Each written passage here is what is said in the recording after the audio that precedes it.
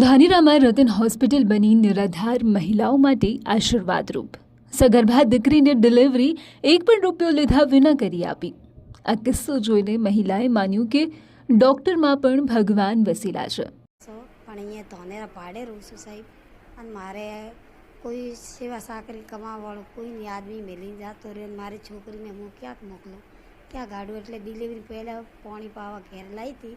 મારી સેવા સાકરી કોઈ હતું ને એટલે સાહેબે મને સારવાર કરી.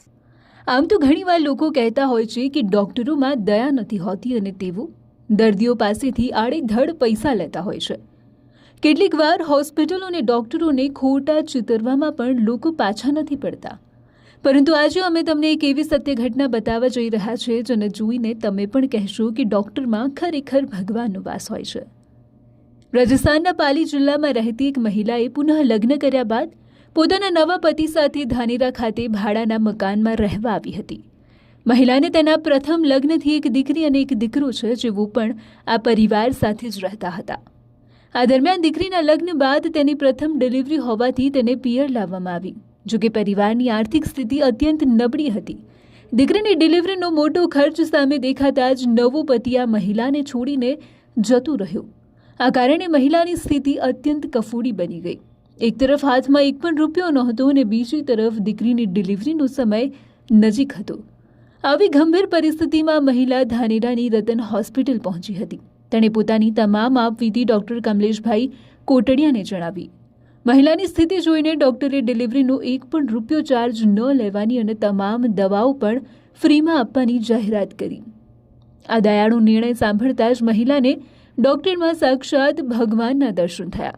કહેવાય છે ને કે જ્યારે બધા જ રસ્તા બંધ થઈ જાય છે ત્યારે ઈશ્વર કોઈને કોઈ માધ્યમથી મદદ મોકલે છે. જીવનથી થાકેલી આ મહિલા માટે પણ આ ડૉક્ટર ભગવાનથી કમ નહોતા.